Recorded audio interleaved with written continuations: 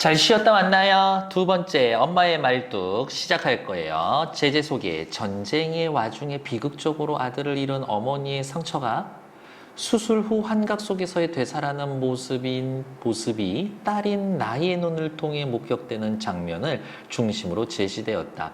이것이 전쟁이 이 소설의 배경이 될 거고요. 그 다음에 거기에서 그 상처를 입은 어머니가 인물일 거고, 나는 소설이니까요. 서술자. 이 소설에서 다루고 있는 문제 상황을 통해 문제 상황 뭐예요? 전쟁의 상처는 흘러도 지워지지 않습니다. 전쟁의 세월이 흘러도 지속되는 전쟁의 상처와 분단의 아픔을 되새기며 주체적 관점에서의 작품을 해석하고 평가해 볼 수가 있다. 전후 소설이고요. 우리나라 전쟁, 한국 전쟁은 50에서 53년에 있었죠. 당연히 그 이후로 계속 분단되어 있고요. 지금도 우리 분단 국가예요. 중편 소설이고요. 연작 소설. 자전적입니다. 회상적 과거 이야기를 하고 있대요. 아하, 회상적이라는 말 자체가 어떻게 시간이 거꾸로 흘러갈 거예요. 그렇기 때문에 밑에 나와 있는 특징 2번 역순행적 구성을 지니고 있겠구나라고 짐작. 한국전쟁 당시와 분단이 고착화된 시기의 서울, 전쟁으로 인한 상처. 특징, 전쟁의 아픔을 망각해가는 현실에 대한 비판. 현재 시점에서 한국전쟁 당시를 회상하는 내용 삽입한 역순행적, 시간 거꾸로 갑니다. 세 편의 이야기가 각각 독립된 완경성을 지니며 서사적으로 연결된 연작 소설의 한 형태입니다. 주제는 언제나 중요하죠. 전쟁이 남긴 상처와 분단 극복의 의지. 짜임, 소설의 구성은요. 발단, 전개, 위기, 절정, 결말 이 순으로 나타나 있고 발단, 전개, 위기, 절정, 결말 이렇게 구성을 나누는 이유는 뭐다? 갈등의 정도에 따라서 나누는 거다. 발단, 나의 외출과 불길한 예감. 알고 봤더니 어머니께서 부상을 당하고 입원을 하시고 큰 수술을 하셨죠. 근데 과거에 있었던 일을 자꾸 떠올리는 환각 증세가 나타나고요. 어머니의 이 환각은 한국전쟁 당시 오빠의 죽음과 관련되어 있는 환각. 결말, 어머니의 유언, 나의 유고를 강화도 쪽에다가 뿌려다오. 해제, 엄마의 말뚝이는 세 편의 연작 소설 가운데 두 번째 작품으로 안정된 삶을 살아가던 나가 엄마의 수술 후 환각을 계기로 한국전쟁 당시 오빠를 군관의 총에 잃었던 참담한 기억을 떠올리며 어머니를 이해하게 되는 과정이다. 이처럼 이 작품은 전쟁으로 인한 상처를 생생하게 드러내고 자신의 뼈가루를 강화도 바람에 날려달라는 어머니의 유언을 통해 분단의 비극과 맞서려는 의지를 부각하고 있습니다. 박완서 선생님의 관련된 내용 밑에 있으니까 차분히 읽어주시면 되고요. 다음 페이지. 본문 들어가기 전에 소설에서의 가장 중요한 개념, 시점 볼 거예요. 시점 동그라미. 이 작품은 소설 속 주인공에 의해 이야기가 서술되는 밑줄, 1인칭 주인공 시점. 중년 여성인 나의 시점에서 노령의 어머니를 관찰하며 생각한 점, 자신의 심리를 잘 드러내고 있습니다. 라고요. 1인칭 주인공 시점, 내가 나의 이야기를 한다. 앞부분 줄거리, 어느 날 외출에서의 돌아온 나는 서술자. 친정 어머니가 눈길에 넘어져 크게 다쳤다라는 소식을 듣고 병원에 갑니다. 이 소설의 대상. 다리 골절로 수술해야 한다라는 진단을 듣고 노령의 어머니가 큰 수술을 감당할 수 있을지 걱정하지만 수술은 성공. 가족들을 보내고 홀로 병실에 남은 나는 어머니의 마취가 풀리기를 기다리며 잠시 잠에 드는데 얼마나 잤는지 몹시 술렁이는 기미에 퍼뜩 깨어났었다. 술렁이는 기미 누구? 어머니께서 이제 환각 상태에 빠질 거예요. 병실은 소리 없이 술렁이고 있었다. 어머니가 두 손으로 허공을 휘젓고 있었다. 뭔지 살펴봤더니 무작정 휘젓는 헛손질하고는 달리 열심히 무슨 일을 하고 있는 것처럼 신중하고 규칙적이었었다. 찬물을 뒤집어 쓴 것처럼 잠이 달아나 버린 것을 느끼며 화들짝 몸을 솟구쳐 우선 불을 켰다. 어머니는 잠시 찌푸렸지만 두 손으로 하던 일만은 멈추지 않았다. 허공으로 손을 휘젓고 있는 신중하고 규칙적인 행동. 엄마 뭐해? 나도 모르게 어릴 때의 말투로 물었다. 보면 모르냐. 빨래를 했으면 윗도리는 윗도리, 빤스는 빤스, 양말은 양말끼리 개켜놔야지. 한 대 쑤셔박아 놓으면 되냐? 어머, 지금 엄마가 하고 있었던 일 뭐예요? 빨래를 분류하고 개고 있었던 거예요. 어머니의 목소리는 힘차고 또렷했다. 빨래라뇨, 좀 주무시지 않고 의아함. 이걸 이 모양으로 늘어놓고 참이 와, 이 못된 것들. 어머니가 쨍하는 쇳소리를 내며 나를 쳐다보았다. 근데 진짜 어머니 앞에 빨래가 있나? 아니죠. 빨래 없어요. 어머니 지금 환각 상태에 있어요. 눈에 푸른기가 한층 깊어져서 귀신 같은 기운이 감돌았다. 나는 불현듯 도망가 구원을 청하고 싶은 충동을 느꼈다. 왜? 너무 무서운 거죠. 이 어머니, 보통 이러신 분들은 또 힘도 엄청 세져서 감당하기 어려울 거라고. 어머니의 손놀림은 허공에서 분주하게 빨래를 분류하고 개고 있었다. 전체적으로 기세가 등등. 하루 전부터의 금식, 관장, 마취, 대수술 끝났는데 그런 기운이 솟았다고? 나는 놀랍다라기보다 너무 겁이 났다. 이때 간호원이 드러났다. 겁이 났기 때문에 구원하고 싶은 충동을 느끼게 된 거죠. 어머니가 좀 이상하세요. 드립다 헛손질을 하시고 헛것도 보이시는 모양이에요. 마치 그때 더러 그런 환자들이 있어요. 차차 나아지겠어요. 나는 지금 너무 겁나고 걱정이 되지만 간호사는 어때요? 그냥 아무렇지도 않죠? 아무렇지도 않다. 나와 간호사의 태도가 서로 상반되어 있어요. 태도 상반. 차차 나아지겠죠. 심드렁하게 말하고 체온과 맥박 확인하고 나가버렸다. 나는 따라 나가서 어머니가 주무시게 해달라고 졸랐다. 핵심 정리, 어머니 크게 다쳐서 성공하셨는데 마취에서 깨어나서 어떻게 빨래를 개야 한다라는 환각 상태에 빠져 계시다. 어머니의 행위와 의식, 규칙적이고 또렷하고 이 엄마의 의식, 생각은 우와, 과거로 돌아갔어. 오래전 어린 자녀를 홀로 키우던 시절 뒤섞인 빨래를 개고 있는 상황으로 의식이 돌아가 있습니다. 요거를 소설 속에서는 환각에 빠지셨어요 라고 이야기를 했고, 나는 지금 너무나 걱정되고 심상치 않다고 여기지만 간호원은 심드렁하다 라고 확인하시면 되겠고, 밑에 나와 있는 이것만은 꼭 하고 옆에 나와 있는 문제들은 풀어오시는 게 숙제죠. 다음 시간에 확인할 거예요. 22페이지로 넘어갈게요. 주무시게 해주세요. 주무시게, 신경안정제. 아까 약 드렸잖아요. 그 약이 안 듣잖아요. 그 약 잡숫고 더 하신 것 같아요. 그래요. 그 약을 드시기 전엔 잠도 못 주무셔서 헛것을 보시지는 않았다고요. 이 약에, 아까 준 약에 부작용 있는 거 아니에요? 그럴 일은 없겠지만 그 약의 부작용이라고 해도 별일은 없을 테니까 안심하세요. 임상시험 결과 가장 부작용이 없는 걸로 알려진 신경안정제 투약했으니까요. 되게 귀찮아하는 듯한 느낌인데 이거 어떡하냐? 이것보다 더 큰 별일이 어디 있어요. 지금 우리 어머니 제정신 아니라니까요. 차차 나아지실 거예요. 그까지 신경안정제 말고 수면제를 주든지 주사를 놓아주든지 하세요. 라면 그럴 순 없어요. 아니, 이 큰 병원에서 별의별 수술을 다 하는 대종합병원에서 그래, 잠도 못 자 고생하는 환자 잠도 못 재워준대야 말이 돼요? 환자를 위하는 일은 우리가 더 잘 알아서 하고 있으니까 가족들은 협조해 주셔야지. 덮어놓고 이렇게 때를 쓰시면 어떻게 해요? 라면서 계속 나와 간호원의 차이에 대해서 보여주고 있고요. 나는 너무너무 걱정하고 있고 간호원은 심드렁하고 이러한 태도들.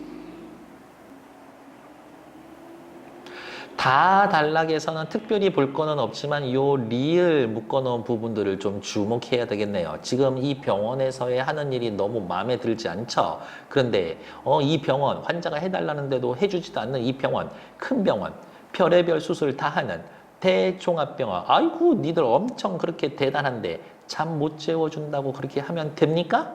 라고요. 리을에 대해서 제가 별도로 언급한 이유는 뒤에서 보시면 알 거예요. 자, 다시 간호원이 휙 돌아보면서 쏘아붙였다. 나는 무안하고 노여워서 다시는 너 따위에게 애걸 하나 봐라. 중얼중얼 뇌까리면서 돌아왔었다. 내가 다음에 이야기하면 너한테 얘기 안 하고 저기 의사 선생님한테 얘기할 거야 라고 이야기를 하겠죠. 어쨌든 다단락에서는 나와 간호사의 생각이 다르기 때문에 이것도 갈등이라고 볼 수가 있다. 오른쪽 날개 문제 볼게요. 나와 간호원 사이에 갈등이 생긴 까닭은 뭡니까? 나는 마치 과거로 돌아간 것처럼 이상한 행동하는 어머니를 심상치 않게 여겨서 간호사에게 수면제나 주사 놓아달라고 요구했지만 간호원은 대수롭지 않은 거라고 나의 요구를 거절했기 때문에 갈등이라고 머리끄댕이 잡고 싸워야만 갈등이라고 하지는 않았어요. 서로의 생각과 의견이 다르면 갈등이다 라는 것들. 다시 라달라. 아직도 빨래를 덜 개켰는지 허공에서 규칙적인 손놀림을 계속하고 있는 어머니의 손이 벼랑간 나를 향해 두 손바닥을 보이며 방어의 자세를 취했다. 너무 놀라우지 않을까? 푸른 귀기가 돌던 두 눈이 극단적인 공포로 튀어나올 듯 확대했다. 뒤에 얘기 나오면 알겠지만 아들이 군관에 총을 맞고 앓다가 죽거든요. 인민군 군관으로부터 아들을 보호하기 위한 여전히 과거의 환각에 계속 빠져있는 엄마. 왜 그래 엄마? 나는 덩달아 무서움에 떨며 어머니에게 달려갔다. 어머니의 팔이 내 목을 가부며 용을 쓰는 바람에 나는 숨을 칵 막혔다. 굉장한 힘이었다. 아들을 지키기 위한 힘이에요. 숨이 막혀 허덕이는 나의 귓전에 어머니는 지옥의 목소리처럼 공포에 질린 소리로 속삭였다. 그놈들이 왔다. 하느님 앞서서 그놈들이 또 왔어. 여기에서의 그놈들은 아들을 죽인 인민군 군관이에요. 어머니는 아직도 한 손으로 방어의 태세를 취한 채 문 쪽을 보고 있었다. 내 뒤에 누가 따라오는가 해서 돌아보았지만 아무도 없었다. 우리 엄마 이거 어떡하지? 큰일 났네. 우리 엄마 정신을 잃으신 것 같아. 라면서 순간 머리끝이 쭈뼛댔다. 공포심을 느끼고 있다. 다음 페이지. 나와 간호원의 갈등이 있었는데 약이나 주사 주면 수면제 놔주세요. 그거는 안 됩니다. 사이의 갈등. 어머니의 행동 변화는 평온하고 일상적으로 빨래를 개고 있다가 갑자기 느닷없이 긴장되고 긴박한 분위기. 엄마의 환상 속에 빨래 개는 장면에서 아들이 죽기 직전에 그 장면으로 환각이 넘어갔구나 라고 이야기를 하면 되겠네요. 나의 심리 변화. 간호사에게 조치를 취해달라고 요구했지만 묵살당했을 때 무안하고 노여웠고 내가 다시는 너까지 거한테 이야기하나 보자 라고 해놨는데 공포에 사로잡힌 엄마를 보면서 나도 같이 두렵고 공포심을 느끼게 되는 거죠. 이렇게 생각해야지 전쟁으로 인한 공포는 1년, 2년, 몇십 년이 지나도 잊혀지지 않는 거구나 라고요. 어머니는 공포의 대상, 지금 자기 아들을 총으로 쐈던 인민군 군관들이 눈앞에 보이고 있는 거예요. 다음 24페이지. 엄마! 무서움증이 큰 힘이 되어 나는 어머니의 팔에서 벗어났다. 나도 엄청난 안간 힘을 썼겠지. 어머니는 악귀처럼 무서운 형상을 하고 와들와들 떨면서 문 쪽을 보고 있었다. 문 쪽에 누가 있었을까? 엄마 눈엔 지금 누가 보여? 아들을 총으로 쏘려고 했었던 인민군 군관이 보이고 있겠지. 문 쪽엔 아무도 없었지만 어머니는 혼신의 힘으로 누군가와 대결하고 있었다. 어떻게 죽은 아들이지만 그것을 잊고 어떻게든 아들 지켜내겠다라는 거겠죠. 이 누군가는 아들 총 쏜 인민군 군관 이야기를 하는 걸 거예요. 순간 나는 저승사자가 어머니를 데리러 와 거기 버티고 있는 게 어머니에게만 보일지도 모른다라고 생각을 했다. 왜? 엄마가 환각을 보기는 보는데 그 내용을 정확히 모르니까 어머니는 환각으로 군관을 보고 있지만 나는 저승사자일 거라고 생각하고 있다고. 아직까지는 엄마의 시선을 정확히 파악하지 못하고 있어요. 피가 얼어붙는 것처럼 무서워 감히 그쪽으로 발을 옮길 수도 없었다. 왜? 어머니 돌아가실 수도 있으니까. 그러니 누구한테 구원을 요청할 가망도 없었다.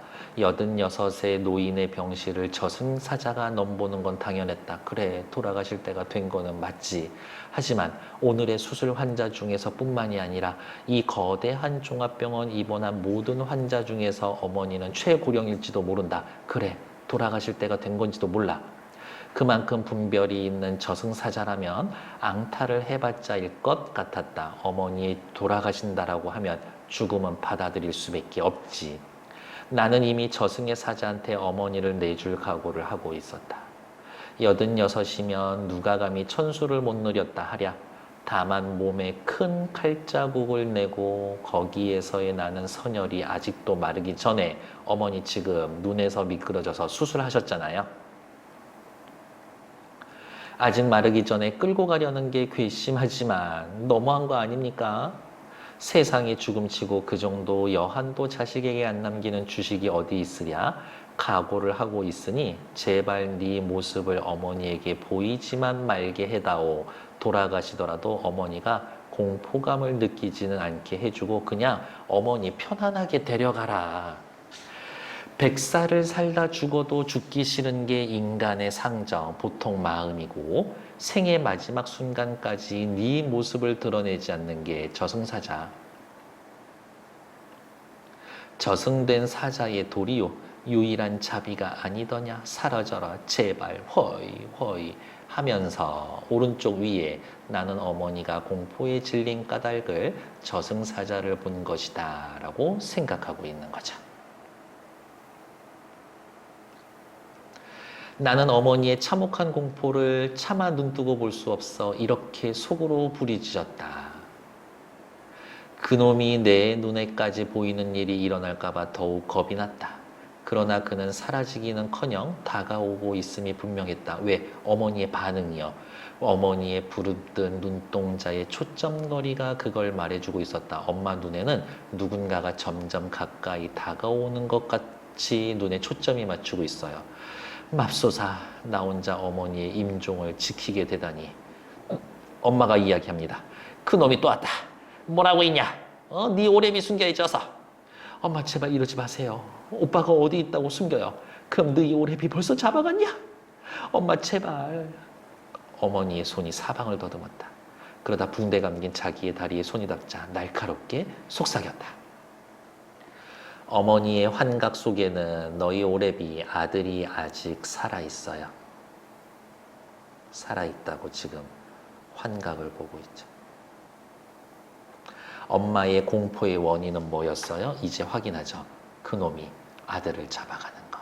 그러니까 이 그놈은 아들을 잡아가려고 했었던 군관인 거지 저승사자가 아니었다라는 게 확인이 되겠죠. 다음 페이지 넘어갈게요. 직유법의 활용의 교과. 직유법 뭐예요? 뭐뭐처럼, 뭐뭐같이, 뭐뭐신 듯, 뭐뭐신 양 이런 말이 오면 직유법이죠. 어머니는 악귀처럼 무서운 형상을 하고 어머니를 악귀에 비유했죠. 어머니의 공포와 심적 고통을 생생하게 표현합니다. 무서운데 어떻게 무서워? 피가 얼어붙은 것처럼 그만큼 공포감이 극심했다. 어머니의 죽음에 대한 나의 각오와 바람. 그래, 어머니 돌아가실 때 됐지. 죽음을 받아들일 각오는 했지만 그래도 어떻게 어머니 너무 무섭게 고통스럽지는 않게 해달라라고 이야기를 해주고 있죠. 엄마는 아까는 빨래를 하고 있었는데요. 그렇죠. 빨래를 하고 있다가 아들 잡으려고 하는 군관으로 환각이 변했죠. 아직은 군관한테서 오래비를 숨겨라. 아들이 살아있을 때. 아들을 보호하고 싶어요. 한국전쟁 당시 인민군 군관이 집에 찾아왔을 때의 상황에 대해서 생각을 하고 있는 거죠. 과거 이야기를 하고 있네요. 조금만 있으면 이제 역순행적 구성에 대해서 확인을 할 수가 있겠지. 26페이지로 넘어갈게요. 가엾은 내 새끼 여기 있었네. 꼼짝 마. 다 내가 당할 것이다. 아까 앞부분에서 뭐였어요? 엄마 수술한 다리였었잖아요. 엄마는 자신의 수술한 다리를 자기 아들이라고 생각하고 있어요. 꼼짝 마라. 내가 다 당할 테니까. 아들이 죽고 몇십 년이 흘렀지만 그게 상처가 남아있어서 여전히 아들을 위해 희생할 각오를 다지고 있지. 이런 게 엄마의 마음이지. 어머니의 떨리는 손이 다리를 감싸는 신용을 했다. 그때부터 어머니의 다리는 아들이었다. 온몸으로 그 다리를 엄호하며 어머니의 적을 노려다보았다. 어머니의 적은 저승사자가 아니었다. 군관동무, 군관 선생님, 우리 집엔 여자들만 산다니까요. 아, 집으로 군관이 찾아온 적이 확실히 진짜 있었구만. 어머니의 눈에 푸른기가 애처롭게 흔들리며 입가에 비굴한 웃음이 감돌았다. 과거의 그 상태 그대로였을 거예요. 그 장면 그대로였을 거예요. 나는 어머니가 환각으로 보고 있는 게 무언지 알아차렸다. 왜? 어린 시절 그 당시 나도 그 장면을 목격했거든. 가엾은 어머니, 차라리 저승의 사자를 보는 게 나았을 텐데. 왜? 내가 생각합니다. 아무리 죽음을 상징하는 저승사자라도 어머니에게만큼은 저승사자보다 군관이 훨씬 더 공포스러웠을 테니까. 어머니는 그 다리를 어디다 숨기려는지 몸부림을 쳤다. 그러나 어머니의 다리는 요지부동이었다. 움직이지 않지. 군관나리, 우리 집엔 여자들만 산다니까요. 찾아보실 것도 없어요, 군관나리. 그러나 절체절명의 위기, 발각되기 순간에 어머니께서 육박해오고 있음을 난들 어찌 알겠는가. 공포와 아직도 한 가닥 기대를 건 비굴함이 어머니의 얼굴을 뒤죽박죽으로 일그러뜨리고 이마에선 구슬 같은 땀이 송골송골 솟아오르고 다리를 감싼 손과 앙상한 어깨는 사시나무 떨듯 떨고 있었다. 엄마 눈엔 이게 너무 현실처럼 보이고 있으니까요. 어머니의 외양 묘사를 통해 절박한 심리를 드러내고 있는 장면, 여기서부터 여기까지. 중요한 부분은 뭐라고요? 엄마가 하고 있는 외양 묘사.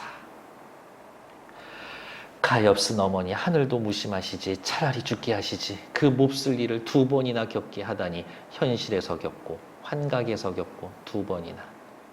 어머니, 이러지 말고 제발 정신 차리세요. 나는 어머니의 어깨를 흔들면서 울부짖었다. 어머니는 어디에서 그런 힘이 솟아난지 나를 검부러기처럼 가볍게 털어내며 격렬하게 몸부림쳤다. 아들을 지키기 위해 영혼까지 힘을 끌어쓰고 계신 거예요, 지금. 안 된다, 안 돼, 이놈! 안 돼! 너도 사람이냐, 이놈! 나는 벽까지 떠다 밀린 채 와들와들 떨면서 점점 심해가는 어머니의 광란을 지켜볼 수밖에 없었다. 내 힘으로 감당이 안 돼. 어머니 몸에선 수술한 다리만 빼고 온몸이 노한 파도처럼, 성난 파도처럼 출렁거렸다. 그래서 그 다리는 어머니의 몸이 아닌 이물질처럼 괴기스러워 보였다. 어머니의 그 다리와 아들과 동일시가 나한테 옮아붙은 것처럼 나는 그 다리가 무서워졌다. 이제 나도 엄마의 다리가 죽은 오빠로 느껴질 만큼 무서워졌어요. 안 된다, 이놈! 제발 군관나리, 군관 선생님, 군관 동무! 아부를 번갈아 하며 몸소심치며 서슬에 마침내 링거줄이 주삿바늘에서 빠져나왔다. 혈관이 꽂힌 채 주삿바늘을 통해 피가 역류하자 환자복과 시트는 점점 물들었다. 피를 보자 어머니의 광란은 극에 달았다. 네, 이놈! 나도 죽이고 가라, 이놈! 처음에는 비굴했었는데 이제 자신의 아들이 죽고 난 다음엔 어떻게 분노밖에 남지 않는 거죠. 누구나 다 그럴 것 같아요. 오른쪽 위로 가서요. 정리할 거 한번 볼까요? 어머니는 어머니의 다리를 뭐라고 숨겨야 할 자신의 아들이라고 생각하고 인민군 군관이 아들의 다리를 수차례 총으로 쏴 죽음을 몰과갔다라는 점에서 볼 때 어머니의 다리가 다리 골절로 인해 다리를 자유롭게 운신할 수 없다는 점과 관련 지을 수도 있다.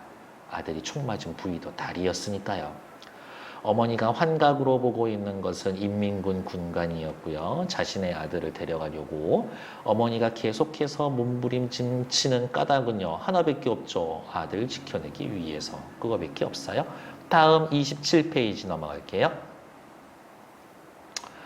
어머니의 모성애, 그 사이에 상처를 영원히 잊지 못하고 계속 가지고 있죠. 자신의 다리를 아들로 여기고 지켜내려고 하고 있습니다. 깊은 모성애를 가지고 있죠. 어머니가 보고 있는 환각 속의 장면들은 군관 나으리 우리 집에 여자만 살아요. 찾아보실 것도 없다니까요. 막 군관이 집에 왔을 때 안 된다, 이놈 안 돼. 너도 사람이냐. 아들이 발각되었을 때 아들 총으로 쏘나고 나섰을 때 이놈 나도 죽이고 가라 하면서 환각 속의 장면이 나타나고 있죠. 호칭에 따라서 인물의 심리가 달라지고 있습니다. 아들이 발각되기 전엔 나으리 선생님, 비굴하고 절박하게. 아들이 죽을 거라는 걸 알았을 때에는 이놈이라고 이야기를 하고 있는 거죠. 그럼 이런 호칭 정도는 누구나 다 변하는 거지. 28페이지로 넘어갈게요. 어머니는 눈물이 범벅된 얼굴로 이를 갈았다. 왜? 아들이 죽었거든. 틀니를 빼놓아 잇몸만으로 이를 가는 신용을 하는 게 얼마나 처참한지 누가 또 본 사람이 있을까. 그만큼 엄마의 처참한 모습을 통해 전쟁의 비극이 되살아나죠. 이게 꿈이었으면 어머니는 이 세상 소리가 아닌 기이한 소리를 지르며 머리카락을 부득부득 쥐어뜯다 오줌을 받아내는 호수도 다 뜯어버렸다. 광기가 극에 달하고 있죠. 피비린내가 내 정신을 혼미케 했다. 퍼뜩 정신이 나서 구원을 청하려 가는데 어머니의 기성이 바깥까지 들렸는지 간호원이 뛰어나왔다. 나이 지긋한 수간호사도 달려왔다. 어머니의 몸에 부착된 의료기구를 원상복구하기 위hen 여러 사람의 힘이 필요했다. 엄마의 힘이 엄청 세여져 있어요. 어머니는 힘이 장사였다. 86이었는데 내가 수간호원과 다른 간호원과 어머니를 누르는 동안 담당 간호원이 어머니가 뽑아낸 것들을 다시 삽입했고 링거는 숫제 발등으로 옮겨 꽂았다. 세상에 이런 일도 있나요? 나는 수간호사에게 원망스럽게 말했다. 너무 심려치 마세요. 흔하지 않지만 이런 특이 체질이 아주 드문 것도 아니니까요. 도대체 이러한 간호원들은 왜 이렇게 다들 대수롭지 않게 여기고 있을까? 곧 나아질 겁니다. 수간호원이 나를 위로했다. 어머니의 악몽이 체질 탓이라고? 타인의 꿈에 대해 누가 감히 안다고 할 수 있으랴. 니들이 뭘 알아. 너 죽고 나 죽자! 바락으로 변한 어머니의 몸부림은 지칠 줄 몰랐다. 아들이 죽었는데 더 이상 물러설 데가 어딨어. 수간호원이 간호원에게 지시해서 침대 양쪽 난간을 올리고 끈을 가져다 어머니의 사지를 꽁꽁 묶게 했다. 따님된 마음에 좀 안 됐다 싶으셔도 참으세요. 이 수밖에 없어요. 이제 안심하고 눈 좀 붙이시고 저러다 병나시겠네. 정상으로 돌아오실 테니 염려 마시고요. 그들은 어머니를 묶어 나를 위로하고 병실을 나갔다. 나는 지칠 대로 지쳐서 신을 신은 채 보조 침대에 상반신을 꺾었다. 이러건 웬걸. 원한 맺힌 맹수처럼 으르렁대던 어머니가 에잇하고 한번 기압을 넣자 사지를 묶은 끈은 우지끈 끊어지기도 하고 풀리기도 하고 어머니 다시 길길이 날뛰었다. 정말 불가사의한 괴력이었다. 이 괴력의 근원은 뭐예요? 자식에 대한 사랑 때문이지. 어디에서 오는 거다? 자식 사랑에서 오는 거죠. 목소리도 뜻이 통하는 말이 아니라 원한과 울부짖음과 독한 악담이 섞이는 기이한 괴성이었다. 그렇죠. 너네 다 죽여버릴 거야. 이거니까. 조금의 과장 없이 간장을 노려낸 아픔과 함께 내 속에서도 불가이한 힘이 솟았다.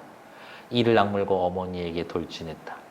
다시는 아무의 도움도 청하지 않고 어머니와 맞서리라고 마음먹었다. 왜? 그래봐야 얘네들은 시큰둥하고 이러니까요. 간호사들은 이럴 건데 이해 못하는 니들한테 우리 엄마 맡기지 않겠어. 다른 사람은 어머니 아픔을 이해하지 못하기 때문이니까. 이건 아무의 도움도 간섭도 없는 우리 모녀만의 것이었다. 우리 모녀만 가지고 있는 경험, 혈육을 잃은 아픔을 공유한 모녀들의 한이라고. 어머니의 여러 행동을 통해서요. 환각에서 눈앞에 아들이 죽임을 당하는 장면을 보고 엄마의 슬픔과 분노가 극에 달해 있습니다. 라고 확인하셔야 되겠죠. 수간호사는요, 그 원인을 이해하지 못하고 있고 그냥 체질 탓이에요. 그게 어떻게 체질 탓이야? 곧 나아질 거라고 대수롭지 않게 여기고 있죠. 나의 인식의 변화 태도, 처음엔 구원을 청하려 했지만 너네는 이해를 못할 거야. 그래서 혼자서 엄마와 맞서기로 결정을 했다. 거의 다 마무리되고 있으니까 조금만 기운 내보세요. 나는 어머니를 힘껏 찍어 눌렀다. 진정시키려고. 온몸으로 타고 앉다시피 어머니의 경련처럼 괴로운 출렁임이 고스란히 전해졌다. 어머니의 고통을 느끼게 되었어요. 이거는 육체적 경험을 통해 정서적으로 공감한다라고 봐도 되겠네요. 조금이라도 마음이 움직이거나 약해져선 안 돼. 그렇게 되면 어머니가 나를 타고 앉을 거야. 내가 아무리 전심전력으로 대력해도 엄마 힘과 막상막하야. 내 힘이 위태로워질 때마다 엄마의 뺨을 때렸어. 엄마 정신 차려요. 엄마 정신 차려. 처음으로 엄마의 뺨을 치고 나는 내 손이 저지른 폐륜에 경악해서 두 번째는 더욱 세차게 어머니 뺨에 솟아오른 내 손짝을 보고 이것은 악몽이 아니면 지옥일 거라는 비현실감이 폐륜의 폐륜을 서슴없이 보태게 했다. 현실이 아니야. 극한적 상황이죠. 어머니의 힘도 무서웠지만 더 무서운 건 엄마의 얼굴이었다. 엄마의 얼굴에 무엇이 전쟁의 상처가 고스란히 드러나 있으니까요. 내면의 상처가 드러나 있지 몇십 년 동안의 상처가 그대로 담겨 있을 거잖아요. 근데 그건 내 얼굴, 내 어머니의 얼굴이 아니었다. 이제 나는 어머니와 싸우는 게 아니라 내 나름의 공포와 싸우고 있었다. 내 나름의 공포가 나타내는 내용은 뭐예요? 나의 내면에 잠재된 과거의 슬픔, 공포. 사실은 나와 엄마는 똑같은 공포와 상처를 가지고 있었던 거지. 중략줄거리. 한국전쟁 당시 나의 오빠는 인민군 치하에서 어쩔 수 없이 북한 의용군에 지원했다가 심신이 피폐해진 채로 도망 나오고 오빠를 보호하기 위해 어린 시절 보냈던 산동네에 가서 숨어 지내는데 얼마 지나지 않아 오빠는 인민군 군관에게 발각되어 총상을 입고 죽게 된다라면서 중략줄거리 이전 부분에서는 현재, 중략줄거리 부분에서는 과거, 그 이후로 다시 현재가 돌아오면서 시간이 한번 거꾸로 갑니다. 이런 식의 구성, 무슨 식 구성? 역순행적 구성이라고 확인하고 잊지 않고 기억해 두셔야 되겠네요. 오른쪽 옆에 보면 역순행적 구성 방식을 취하고 있음을 보여줍니다. 어머니께서 계속 그렇게 힘들게 광란에 빠져 계시지는 못할 것 같아요. 마치가 깨어날 때 부린 난동으로 어머니는 어찌나 많은 힘을 소모하셨는지 그 이후로 오랫동안 탈진 상태가 계속되었다. 부피도 무게도 호흡도 없이 불면 날아갈 듯한 한 장의 백지장이 되어 누워 있었다. 살아있는 동안에 나눠서 쓰셔야 될 기운을 한 방에 몰아서 쓰셨나 봐요. 문병을 와주는 친척이나 친구 보기에도 도저히 회복될 가망이 없어 보였던지 모두 심각하게 고개를 저었다. 그들 중에는 어머니가 아예 의식이 없는 줄 알고 서슴지 않고 장례 절차 이야기를 하는 이가 있는가 하면 어쩔 수 없소. 상갓집에 온 줄 착각하는지 천수를 누리셨는지 너무 서러워 말라고 우리를 위로한 사람들도 있었다. 이런 이야기 왜 할까? 진짜 엄마에 대해 이해하고 공감하는 사람이 없어요. 를 보여주기 위해서인 거겠지. 우리 역시 그들을 말리거나 언짢게 생각하진 않았다. 한두 숟갈 유동식 받아 넘긴다든지 주사바늘 찌를 때 찡그린 것 이외에는 어머니에게 의식이 남아있다라는 표시는 참으로 미미했다. 어머니의 생기가 미약해지시면서 일제 돌아가실 날이 얼마 남지 않은 것 같아요. 평생을 한과 상처만 감고 가다가 돌아가시는 것 같아. 너무 안타까운데. 그래서 전쟁은 무조건 안 되는 겁니다. 어머니와 나의 극한적인 상황, 어머님은 환각으로 고통스럽게 몸부림치고 나는 엄마의 뺨 때리고 내가 이런 짓을 하다니 엄마의 얼굴에서 내 얼굴을 보며 내면의 공포를 느끼고 이 작품의 구성, 역순행적 구성이라는 거 꼭 잘 기억해 두시고 별표까지 해놓고 어머니의 상태와 이에 대한 반응은 그렇게 중요하지는 않습니다. 다음 페이지. 어떻게 이제 어머니 돌아가실 것밖에 안 남은 것 같아. 어느 날 문병을 와준 내 친구도 이런 어머니를 일별 힐끗 보더니 대뜸 이렇게 말했다. 수의는 장만했어? 아유 뭐 그런 끔찍한 걸 미리 장만해. 이해해 좀 봐. 그럼 묘지는? 묘지? 그런 것도 미리 장만하는 거야? 이해해 좀 봐. 그것도 안 해놨네. 아무튼 너 알아줘야 된다니까. 뭘? 너 나이롱 딸인 거 말이야. 나이롱 딸? 그래 나이롱 딸. 이런 엉터리. 나이롱이라고 하면 나일론 이야기를 하는 거고요. 가짜예요, 가짜. 이 나이롱이라는 건 옛날에 그냥 교통사고 나면 보험금 타먹으려고 병원에 입원하는 환자들 나이롱 환자라고 그렇게 했었었는데 친구가 나보고 너 가짜 딸이야 라고 이야기를 했어요. 왜 그랬을까? 어머니의 사후에 대비하여 묘지나 수의 등 하나도 준비하지 않고 있기 때문에 이런 거죠. 어떻게 보면 이 나의 친구는 굉장히 현실적일 수 있어요. 나는 내가 나일론에다가 순 엉터리인 건 상관없지만 어머니를 위해선 좀 안 된 것 같아 변명할 마음이 생겼다. 그러네. 아, 어머니 곧 정말 돌아가실 것 같은데 좀 준비해드려야 되는데. 우리 고향에 선영이 있지 않니? 어? 너 고향이 어딘데? 몰라서 개성 쪽. 야, 거기에 선영이 뭔 소용이 있어? 너 거기 넘어갈 수 있어?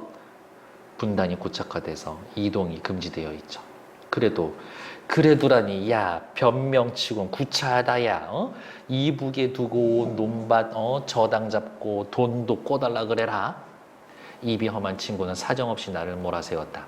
그게 아니라 일종의 묻기에 이렇게 말 없이 그런 거 있잖아. 어머니는 비록 살아생전 못 가셨더라도 돌아가신 후에만은 어머니 선영에서 누우실 걸 바랄 거 아니야? 말씀은 안 하셔도 속으로 간절히 바라는 걸 뻔히 알면서 어떻게 딴 데다 묘지를 놓냐. 그야 막상 돌아가시면 문제가 달라지겠지. 그때 가서 묘지를 사도 늦을 건 없잖아. 묘지란 어차피 사후의 집이니까. 이때 어머니가 눈을 떴다. 백지장 같은 모습과는 딴판으로 아우 무서워 또렷하고 생기 있는 눈이었었다. 이제 마지막 순간이 돌아오는 것 같아요. 친구 앉은 자리에서 아이고 어머니 하면서 비명을 지르며 내 옷소매에 달려들었다. 이제 너무 놀란 거지 친구는. 호수개미 나 좀 보자. 어머니가 정정한 목소리로 나를 곁으로 불렀다. 네 어머니. 나는 어머니에게로 조심스레 다가갔다. 어머니의 손이 내 손을 잡았다. 알맞은 온기와 악력이 나를 놀랍게도 하고 서럽게도 했다. 나 죽거든 행여 묘지 쓰지 마라. 이게 어머니의 유언이네요. 어머니의 목소리는 평상시처럼 잔잔하고 만만치 않았다. 평상시 모습으로 돌아오셨다. 네, 다 들으셨군요. 그래, 마침 듣기 잘했다. 그렇지 않아도 꼭 일러두려고 했는데 유언 삼아 일러두니께 잘 들어뒀다 어김없이 시행하도록 해라. 내가 죽거든 내가 너희 오래비한테 해준 것처럼 해다오. 화장해다오. 뼈가루를 고향을 향해 날려달라. 누가 뭐래도 그렇게 해다오. 누가 뭐라든 상관하지 않고 그럴 수 있는 건 너밖에 없기에 부탁을 하는 거다. 왜 너밖에 없어? 그 고통과 아픔을 공유하고 있는 건 딸밖에 없으니까. 이 포인트 중요해요. 왜 엄마는 너밖에 없다라고 이야기를 했을까? 혈육 잃은 아픔을 공유하는 건 딸밖에 없었으니까. 오른쪽 위로 올라가서요. 작가의 체험이 반영되어 있습니다. 라는 것들 한번 읽어보시면 될 것 같고요. 다음 페이지.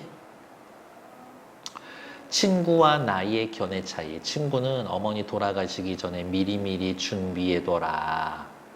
나는 미리 준비해둘 필요가 없다. 가족들의 묻게 어머니는 대놓고 말씀하시진 않았지만 고향 땅에 묻히시기를 바랄 것이다. 그래서 남녘에다가 묘지 땅을 사놓을 수 없었다. 어머니가 돌아가신 후라면 고향이 어디라도 어디든 매장할 수밖에 없다. 그때 묘지를 사도 괜찮다. 어머니의 유언 중요한 얘기죠. 별표. 행여 묘지 쓰지 말라. 매장되기를 원치 않는다. 너희 오라비한테 해준 것처럼 해다오. 화장한 뒤 강화도에서 고향을 향해 뼈가루를 날려다오. 라고 이야기를 하고 있네요. 다음 페이지 볼게요. 이제 거의 마무리 될 겁니다. 조금만 더 힘내세요. 오빠처럼요? 그래, 꼭 그대로 그거 설마 잊지 않고 있지? 있다뇨. 그걸 어떻게 잊을 수가 있어요? 나에게도 어떻게 아주 오랜 지워질 수 없는 상처예요.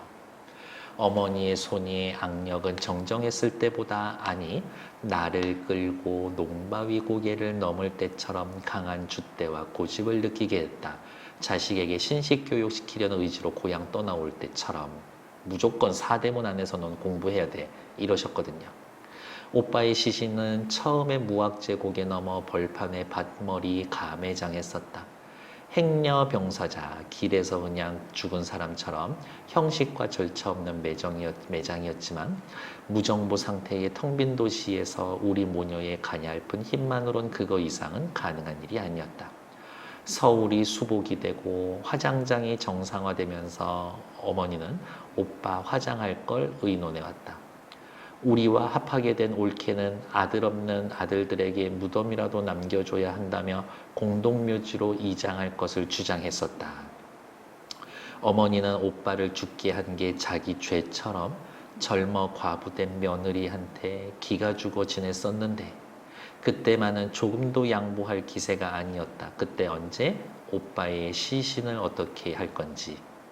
남편의 임종도 못 보고 과부가 된 것도 억울한데 그 무덤까지 말살하려는 어머니의 시어머니의 모진 마음이 야속하고 정떨어졌겠지만 그런 기세 속엔 거역할 수 없는 위엄과 비통한 의지가 담겨 있어 종당인 올케도 순종을 하고 말았었다. 핵심 여기서부터 여기까지의 포인트는 뭐예요? 오빠의 시신을 어떻게 처리할 거냐? 어머니와 과부가 되었었던 며느리 올케죠. 올케와 서로 매장을 어떻게 할 건지 시신을 어떻게 할 건지 의견이 달랐었지만 어머니의 의도대로 화장하기로 했다. 왜? 어머니의 말 속엔 거역할 수 없는 위엄과 비통한 의지가 담겨 있어서. 오빠의 살은 연기가 되고 뼈는 한 줌의 가루가 되었다. 어머니는 앞장서서 강화로 가는 시외버스 정류장으로 갔고 우리는 따랐고 강화도에서 내린 어머니는 사람들에게 묻고 물어 개풍군 땅이 보이는 바닷가에 섰다. 실제로 강화도 가시면요. 저기 북한 땅 보이는데 갈 수 있어요. 거기 지나가려면 이제 그 신분증이 있어서 통행증 받아야 되긴 하지만 그리고 지척으로 보이되 갈 수 없는 땅, 북녘 땅. 왜 갈 수가 없어요? 이게 분단의 결과, 분단의 비극이지. 고향이 보이는데 갈 수가 없어. 그 한 줌의 먼지를 훨훨 날렸다. 개풍군 땅은 우리 가족의 선영이 있는 땅이지만 선영에 못 붙이는 하늘, 그런 방법으로 풀고 있다고는 생각되지 않았다. 그저 그냥 엄마의 모습엔 운명에 순종하고 하늘 지그시 품고 사기는 다소곳한 여자티는 조금도 없었다. 방금 출전하려는 용사처럼 씩씩하고 도전이었다. 이것이 순응하는 사람들의 삶이라면 밑에는 저항, 극복하려는 의지고 엄마는 순응하는 삶을 사는 게 아니라 저항하는 삶을 선택한 것이다. 어머니는 한 줌의 먼지와 바람으로서 너무나 엄청난 것과의 싸움을 시도하고 있었다. 어머니에겐 그 한 줌의 먼지와 바람은 결코 미약한 게 아니었다. 어머니야말로 짓밟고 모든 것을 빼앗기고 간 도저히 이해할 수 없는 분단이라는 괴물을 홀로 거역할 수 있는 유일한 수단이었었다. 오빠를 화장시키는 것이 도전이고 거역할 수 있는 수단이었다. 어머니는 나더러 그때 그 자리에서 또 그 짓을 하란다. 이젠 자기가 몸소 그 먼지와 바람이 될 테니 나보고 그 짓을 하란다. 너 엄마는 저항하면서 살 것이다. 그 후로 30년의 세월이 흘렀지만 그 괴물은 무화시키는 길이 정녕 그것밖에 없겠는가? 그 괴물 뭐였어요? 분단. 너한텐 미안하구나. 그렇지만 부탁한다. 어머니도 그 집밖에 물려줄 수 없는 게 진정으로 미안한 양 표정이 애달프게 이질어졌다. 아, 나는 그 짓을 또 한 번 할 수밖에 없을 것 같다. 어머니는 아직도 투병 중이시다. 중요한 게 오른쪽에 있죠. 오빠 유골 뿌리는 어머니의 모습은 슬픈 게 아니라 씩씩하고 도전적이고 저항적인 모습이었을 겁니다. 다음 페이지 넘어갈게요. 오빠의 매장 관련돼서 시신을 어떻게 할 건가에 대해서 어머니와 올케 대립했었지만 어머니의 거역할 수 없는 위엄과 비통한 의지에 올케가 순응하고 화장하고 강원도에서 고향이 보이는 그 지역에서 유골을 뿌렸습니다. 그 짓이라는 건 뭐예요? 엄마가 싸웠던 것처럼 분단이라는 괴물과의 싸움. 엄마는 아직 투병 중입니다. 엄마는 아직 회복하지 않은 상황이에요. 엄마는 이게 더 중요하죠. 정신적 상처는 계속 치유되지 않을 겁니다. 혹은 엄마의 저항은 계속될 겁니다. 이런 의미겠죠. 긴 본문 수고하셨고요. 조금 쉬었다가 오세요. 뒤에 나와 있는 국어의 힘 학습 활동 여기 할 거니까요. 잠깐 멈춰놓고 다녀오세요. 잘 쉬었다 오셨어요. 네, 이거 소설에서 내용 자체가 크게 어려운 건 없기 때문에 이거 계속 자르고 다음 시간에 이어서 하면은 늘어지고 재미가 더 없어요. 그래서 오늘 조금 무리하고 있는 거니까 힘내! 국어의 힘 키우기. 엄마의 말뚝 2를 감상하고 자신의 관점에서 작품을 주체적으로 해석하고 평가해보자. 다음 활동을 통해 이 내용을 파악해봅시다. 엄마, 환각 상태에서 아들을 보고 몸부림칩니다. 자신이 죽은 아들이 그랬던 것처럼 자신도 뼈가루도 강화도에서 날려달라고 이야기를 합니다. 엄마가 몸부림칠 때 나는 엄마가 환각에서 깨어나도록 맞서며 공포를 같이 느꼈고 엄마가 바람에 날려다오 라고 했을 때 그 유언을 따를 수밖에 없다고 생각했다. 물론 이제 소설에서는 그 짓이라고 나와 있고 이 그 짓은 분단에 대한 개인적인 저항이다 라고 확인해 놓읍시다. 그 짓의 의미를 파악해 봅시다. 라고요. 이 소설이 어떤 문제를 다루고 있는가? 분단 문제를 다루고 있는 거죠. 요거는 다 읽어보셨을 테니까 바로 예시 답으로 갈게요. 한국전쟁과 남북분단으로 인한 고통이 치유되지 못한 현실을 배경으로 하고 한국전쟁 그리고 전쟁 이후를 배경으로 하고 있고 우리 민족의 고통이 분단의 문제를 다루고 있습니다. 이러한 고통은 어떻게 사라지지 않고 있다. 1, 2를 바탕으로 엄마가 지닌 상처는요. 전쟁 때문에 혈육을 잃은 아픔, 오랜 후에도 계속 지어지고 있다. 이 소설의 시점을 파악하세요. 옆에 나와 있을 테지만 미리 쓰고 갈게요. 1인칭 주인공 시점. 오른쪽 위로 올라오세요. 소설 속 주인공 나가 자신의 심리와 엄마를 관찰하면서 쓴 1인칭 주인공 시점이다. 전쟁 중 혈육을 잃고 오랜 세월 지나서 다시 그 아픔과 마주하게 되는 모습을 통해 전쟁의 상처와 비인간성을 선명하게 전달하고 있다. 왜? 직접 겪은 내가 얘기하는 거야. 라고요. 목표, 연작소설이라고 했어요. 여기에서는 두 번째 거 이야기.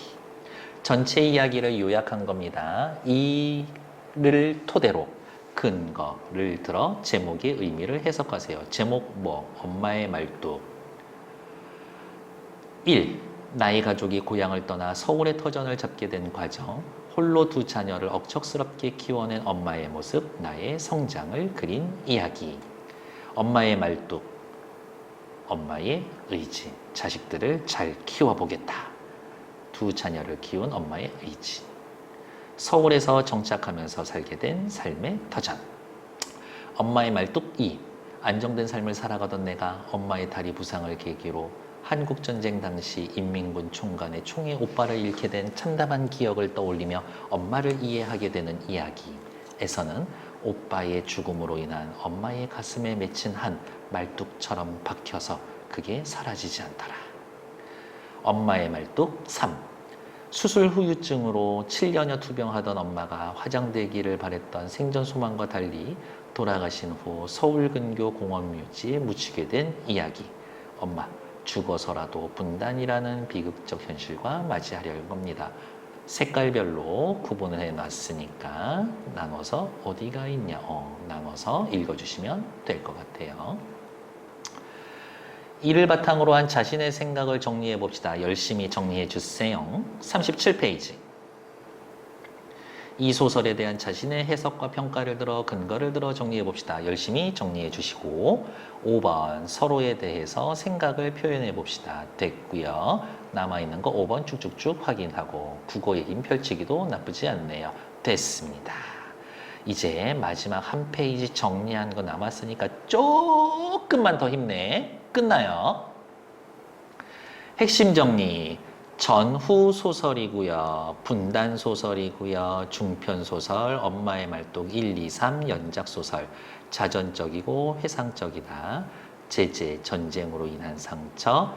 한국 전쟁 당시가 배경이 되고 공간은 서울. 시점은 소설이면 무조건 중요하죠. 주제는 늘 중요했었고 전쟁이 남긴 상처와 분단의 극복 의지. 전쟁의 아픔을 망각해가는 현실에 대해 비판적이다. 현재 시점에서 한국전쟁 당시를 회상하는 내용을 삽입한 시간 거꾸로 간다. 역순행적 구성을 취하고 있다.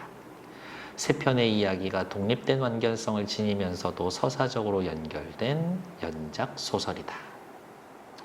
짜임 한눈에 보기는 전체 줄거리 요약해 놓은 거니까요. 빈칸만 채울게요. 절정. 한국전쟁 때 나의 오빠는 북한 의용군에 지원했다가 탈출한 뒤 인민군 군관에게 들켜 총에 맞아서 숨진다. 소설의 시점, 내가 겪은 일, 엄마를 관찰한 내용에 대해서 쓰고 있죠. 1인칭 주인공 시점. 오른쪽 위로 올라오세요. 소설의 인물 사건 배경, 언제, 과거 이야기네요. 한국전쟁 당시. 미리 기억해 두세요. 50에서 53년. 나의 오빠는 북한 의용군에 지원했다 도망쳐서 가족과 숨어 지내지만 군관에게 발각되어 총상 입고 며칠 뒤 사망합니다. 다리에 총 여러 대 맞았죠. 30년이 흐른 현재에 엄마는 다리 부상을 입고 환각에 빠졌습니다. 어머니는 그 당시 30년 전의 사건이 기억이 나서 환각으로 고통스럽게 몸부림치고 나는 그 고통을 함께 느끼면서 나도 잘 잊지 못하고 있었던 내면의 상처와 마주했다. 소설의 구성은요. 역순행적 구성 요 단어 떠올리시면 되고 현재, 과거, 현재로 넘어갑니다. 결말이 주는 주제의식, 결말. 어머니는 북녘 땅이 보이는 강화도에서 뼈가루를 날려달라고 했고요. 여전히 분단이 지속되고 있는 상황에서 전쟁의 상처와 고통은 사라지지 않고 분단이라는 괴물과의 싸움도 지속될 수밖에 없다. 분단의 상처가 극복되기를 기원해 봐야 되지 않을까? 우리가 해야 할 일은 뭘까? 라고 생각하면서 한 번 더 복습하고 뒷페이지에 나와 있는 어디에요? 43쪽까지 문제 풀어놓으시면 될 것 같아요. 수고하셨고 고생하셨고 시청이 다 끝나면 역시 좋아요 눌러주세요. 고생했습니다. 안녕.